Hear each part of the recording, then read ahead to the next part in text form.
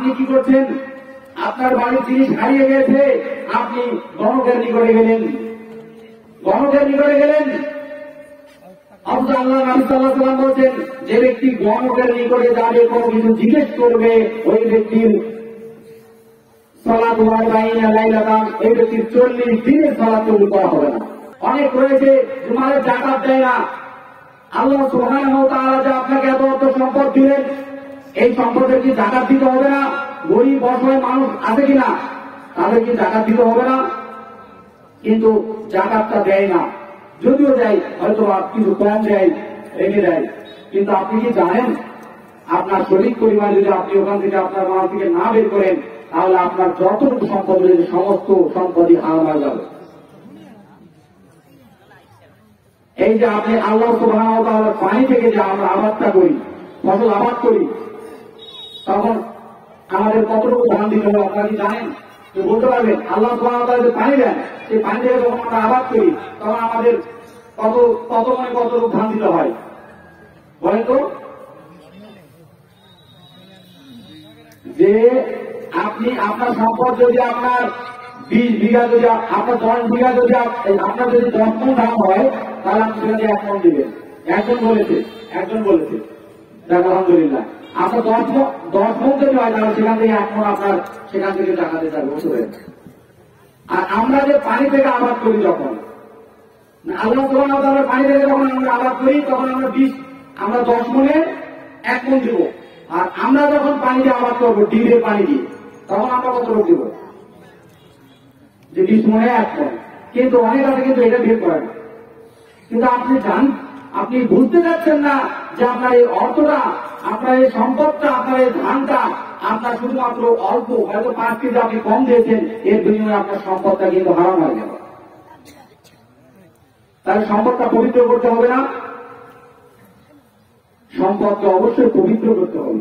পবিত্র যদি না করেন, তাহলে এই সম্পদ আপনি খাচ্ছেন, ওই সম্পদকে ইবাদত করছেন, তার তো হারাম খাবার খাওয়া হচ্ছে কিনা? হারাম খাবার খাওয়া হচ্ছে।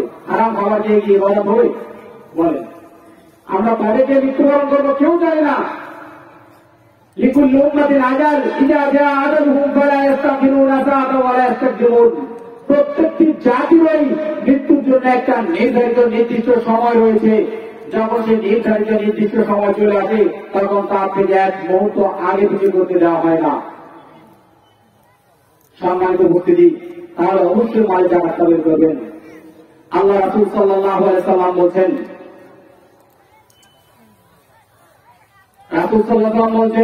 উম্মতকে 5টি বিষয় নির্দেশনা দিয়ে গেছেন। 1, আমিরের আনুগত্য করবে। 2, তা মান্য করবে।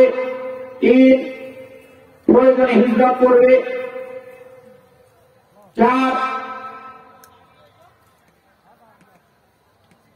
আল্লাহর পথে জিহাদ করবে।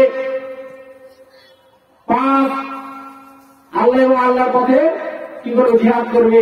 আল্লাহ রাসূল সাল্লাল্লাহু আলাইহি ওয়াসাল্লাম বলছেন, যে ব্যক্তি জামাত থেকে 1 বিঘত পরিমাণ বের হয়ে গেল, সে ব্যক্তি ইসলাম থেকে তার গর্দান ছিন্ন করল। মান দাআ বিদাওয়াল জাহিলিয়া, যে ব্যক্তি জাহিলিয়াতকে ডাকল, ফাহুয়া মিন যুগা জাহান্নাম, ওই ব্যক্তি তার ঠিকানা জাহান্নামে করে এলো। ওয়া ইন সামা, যদি সে সিয়াম পালন করে, ওয়া সাল্লা, যদি সে সালাত আদায় করে, ওয়া জামা আন্নাহু মুসলিম, এবং নিজেকে মনে করে পাক্কা মুসলিম, তবুও সে জাহান্নামী। জাহিলিয়াত কি? আপনি এমন কিছু করছেন, যেমন দেখুন ইস্টার জলসা, যে ব্যক্তি আবিষ্কার করেছে, যারা ইস্টার জলসাকে বাংলাদেশে পর্যন্ত নিয়ে এসেছে, তারা জাহিলিয়াতকে ডেকে আনলো। এর কারণে অনেক মানব ঈমান হারা হয়ে যাচ্ছে। আমল করে না, এগুলো নিয়ে পড়ে থাকে, এগুলো তো হচ্ছে জাহিলিয়াত। এই জাহিলিয়াতকে ডেকে আনা হচ্ছে। তারা যদি সিয়াম পালন করে, সালাত আদায় করে, নিজেকে পাক্কা মুসলিম দাবি করে, তবুও সে জাহান্নামে যাবে, যা আল্লাহর নবী বলছেন। আর এগুলোর মধ্যে বেশি মানুষ কিন্তু সঠিকটাকে নিতে পারে না। ইসলামকে বিশ্বাস করে, আল্লাহকে বিশ্বাস করে, তাকে যদি বলা হয় আল্লাহর সঙ্গে শরীক করা যাবে না, বলে না আমরা শরীক করব না, কিন্তু কিভাবে শরীক করে ফেলে তারা জানেই না। শিরিক কি আজকে যদি কাউকে বলা হয় তারা জানেই না শিরিক কি। আল্লাহ সুবহানাহু ওয়া তাআলার সঙ্গে শরীক স্থাপন করা হচ্ছে শিরিক, আর কিছু জানে না। কিভাবে আল্লাহর সঙ্গে শরীক স্থাপন মানুষ করে?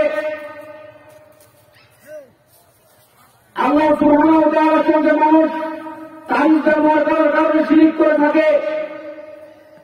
কিভাবে আপনার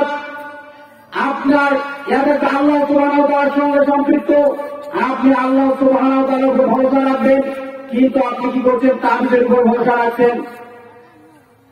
কিভাবে আপনার সন্তান সন্ধ্যা থেকে কান্নাকাটি শুরু করে দিয়েছে, আপনি এক হুজুরের কাছে নিয়ে চলে গেলেন, হুজুর তাকে একটা তাবিজ বেঁধে দিল, যে তাবিজটা লাগাও তাহলে আপনার সন্তান আর কান্নাকাটি করবে না, তাকে জিনের আসর লেগেছে। আপনি কি করলেন? আপনার সন্তানকে তাবিজটা লাগিয়ে নিয়ে চলে আসলেন। আপনার বিশ্বাস থাকা উচিত ছিল আল্লাহ সুবহানাহু ওয়া তাআলার কাছে। আপনি তাবিজের উপর ভরসা রাখলেন, এই তাবিজ আপনার শরীরে থাকলে আপনার কাছে জিন আসবে না। এই যে বিশ্বাস, আপনার কাছে তাবিজ রয়েছে, আপনার কাছে জিন আসবে না, এটাই আপনার বিশ্বাস। আল্লাহর সঙ্গে শরীক করতেছেন। শিরিক অনেক প্রকার রয়েছে, এমন কিছু শিরিক রয়েছে যেগুলো প্রতিনিয়ত করে থাকেন। আপনার সন্তানের যখন দাঁত উঠে যায়, দাঁত, তখন সন্তানকে বলেন, যাই তুমি পুকুরের মধ্যে যাওয়ার বলো, পুটিমা আমার দাঁত নাও, তোমার দাঁত আমার দাও। পুটি মাছ কি পুকুরের মাছকে আপনার সন্তানকে দাঁত দিতে পারে? পারে না। তাহলে কেন আপনি পাঠাচ্ছেন পুটি মামার কাছে? আপনি ইঁদুরের গর্তে দিতে বলছেন দাঁত, ইঁদুরের গর্তের মধ্যে আপনার সন্তান দাঁত দিয়ে বলছে, ইঁদুর মামা আমার দাঁত তুমি নাও, তোমার দাঁত আমার দাও। আপনি শরীর স্থাপন করতেছেন, আপনি শিরিক করতেছেন। ইঁদুর কি করে দাঁত দেবে? দাঁত জন্ম দিয়েছে, দাঁত গজিয়ে দিয়েছে কে? আল্লাহ সুবহানাহু ওয়া তাআলা। দাঁতটা আবার বেরিয়ে দিয়েছে আল্লাহ সুবহানাহু ওয়া তাআলা, আবার গজিয়ে দিলেন কে? আল্লাহ সুবহানাহু ওয়া তাআলা। তাহলে কেন তাদের কাছে আপনারা পাঠাচ্ছেন? আপনি কি করছেন? আপনার সন্তান নেই, আপনার সন্তানের জন্য আপনি মাজারে যাচ্ছেন, কবরের কাছে আপনি যাচ্ছেন, কবরের কাছে গিয়ে আপনার সন্তান যাচ্ছেন। আপনি মাজার থেকে যে আপনার টিম উঠে আপনাকে সন্তান দিতে পারবে না। সন্তান দেওয়ার মালিককে আল্লাহ সুবহানাহু ওয়া তাআলা। আল্লাহ সুবহানাহু ওয়া তাআলা যাকে ইচ্ছা ছেলে সন্তান দেন, যাকে ইচ্ছা কন্যা সন্তান দেন, অথবা কাউকে কিছুই দেন না, কাউকে বন্ধ করেন।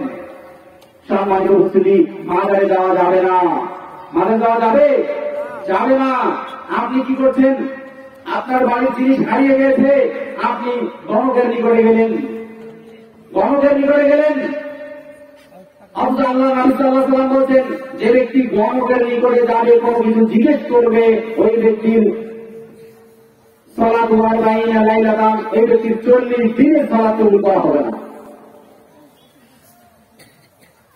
তাহলে চিন্তা করে দেখুন, গণকের নিকটে আপনি কে কোনো কিছু জিজ্ঞেস করছেন, ও তো কিছু জানে না। আপনি ভাগ্য গণনা করার জন্য আপনি টিয়া পাখির মাধ্যমে ভাগ্য গণনা করছেন, তাহলে আপনি এগুলো কি করছেন? ইসলাম তো শিক্ষা দেয়নি। এর পরেও কেন আমরা বুঝি না? আপনারা শিক্ষিত মানুষ, আপনারা লেখাপড়া করেছেন, তাহলে মূর্খের মতো কাজ করা তো যাবে না। কিন্তু আল্লাহ সুবহানাহু ওয়া তাআলা তো পবিত্র কোরআনে বলেছেন, অধিকাংশ মানুষ হচ্ছে মূর্খ, আর অধিকাংশ মানুষ হচ্ছে অবাধ্য। এই জন্য তো আজকে আমাদের এই অবস্থা। সম্মানিত উপস্থিতি, আমি এখন শেষ করব। মেহমান উপস্থিত, সম্মানিত উপস্থিতি, শেষ যে কথা বলবো সেটি হচ্ছে, আপনারা কখনো শিরক করবেন না, আর দ্বিতীয় নম্বরে আপনারা কখনো বিদআত করবেন না। কেননা বিদআত যদি আপনি করেন, তাহলে আপনার তওবা আল্লাহ কবুল করবেন না। বিদআত যদি ততক্ষণ পর্যন্ত করবে না যে আল্লাহ রাসূল সাল্লাল্লাহু আলাইহি ওয়াসাল্লাম বলছেন, ইন্নাল্লাহা হাযারা তাওবাতান কুল্লি সাহিব বিদআতিন হাত্তা ইয়াদা বিদআতা। আল্লাহ রাব্বুল আলামিন কোন বিদআতকারী তওবা কবুল করেন না ততক্ষণ না পর্যন্ত, যতক্ষণ পর্যন্ত সে বিদআত পরিত্যাগ করে। আপনি বিদআত করেন আর ক্ষমা চান, আপনার তওবা ক্ষমা কখনো হবে না যতক্ষণ না পর্যন্ত বিদআতটা বাদ দিবেন।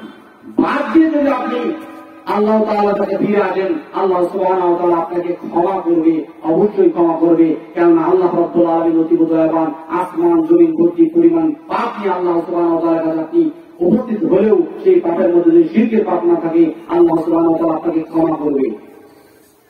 আসমান জমিন ভর্তি পরিমাণ আল্লাহ পাপ ক্ষমা করতে প্রস্তুত, শিরকের পাপ ক্ষমা করে না। আর রাসূলকেও কেউ অপমান করে কিন্তু সে জান্নাতে যাবে না। কেননা আল্লাহর নবী সাল্লাল্লাহু আলাইহি ওয়াসাল্লাম লাস্ট হাদিস, আল্লাহর নবী সাল্লাল্লাহু আলাইহি ওয়াসাল্লাম বলেন কুল্লু উম্মতি ইয়াদখুলুনাল জান্নাতা ইল্লা মান আবা, আমার প্রত্যেক উম্মত জান্নাতে যাবে তারা বাদে। সাহাবীরা বলেন ফাকালু ইয়া রাসূলুল্লাহ তারা কারা? তিনি বলছেন ওয়ালামান আতানি দাখালাল জান্নাতা, যারা আমার অনুগত্য করবে তারা যাবে জান্নাতে, ওমান আসানি ফাকাদ আবা, যারা আমার অবাধ্যতা করবে তারা বাদে। রাসূল সাল্লাল্লাহু আলাইহি ওয়াসাল্লামের আনুগত্য করলে জান্নাতে যাওয়া যাবে, অবাধ্যতা হলে জান্নাতে যাওয়া যাবে না। পৃথিবীতে যত মানুষ মণ্ডলী রয়েছে, মানব মণ্ডলী, সবাই রাসূল সাল্লাল্লাহু আলাইহি ওয়াসাল্লামের উম্মত নয়। ইহুদি খ্রিস্টান সবাই কিন্তু তাদের পিতামাতারা তাদেরকে ইহুদি খ্রিস্টান বানায়। আমরা আদম এবং হাওয়া আলাইহিস সালামের তাদের মাধ্যম যেহেতু আমরা এসেছি, এখন আমাদের পিতামাতারা পৃথক, তাই নয় কি? কিন্তু তারা আজকে পিতামাতাদের কারণে ইহুদি খ্রিস্টান অগ্নিঘোষক হয়ে গেছে। আর আমরা ইসলামের মধ্যে রয়েছি, আমরা এর থেকে আমাদের বড় সৌভাগ্য আর কি হতে পারে? কিন্তু এরপরেও আমরা বুঝতে চাই না এবং বুঝতে চেষ্টা করি না।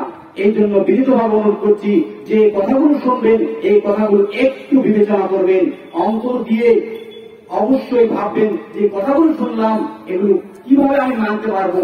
যেভাবে মানতে পারবেন সেইভাবে মানার চেষ্টা করবেন। অমুক কি বললো এটা দেখার বিষয় নয়, কে কি বলেছে এটা দেখার বিষয় নয়। কেননা জান্নাতের লোকদের সংখ্যা অতীব অল্প। ইসলাম এসেছে অল্প সংখ্যক মানুষের মাধ্যমে, আবার অতি সত্য সেই অবস্থায় ফিরে যাবে যেমন পূর্বে ছিল, যে কথা বললাম। এবং তারা কারা? যারা মানুষকে ভুল পথ থেকে ফিরিয়ে আনে। আল্লাহ রাসূল সাল্লাল্লাহু আলাইহি ওয়াসাল্লাম বলতেন বানি ইসরায়েল লোকেরা 72 ফিরকায় বিভক্ত হয়েছিল, আমার উম্মত 73 ফিরকায় বিভক্ত হবে। তার মধ্যে মাত্র একটি দল যাবে জান্নাতে, কুল্লুহুম ফিন্নার, সমস্ত ফিরকা যাবে জাহান্নামে, ইল্লা মিল্লাতাল ওয়াহিদ, শুধুমাত্র একটি দল যাবে। তারা কারা? তা আল্লাহ রাসূল সাল্লাল্লাহু আলাইহি ওয়াসাল্লাম বলেন মা আনা আলাইহি ওয়া আসহাবিহি, আমি এবং আমার সাহাবীর উপরে যারা প্রতিষ্ঠিত থাকবে তারা।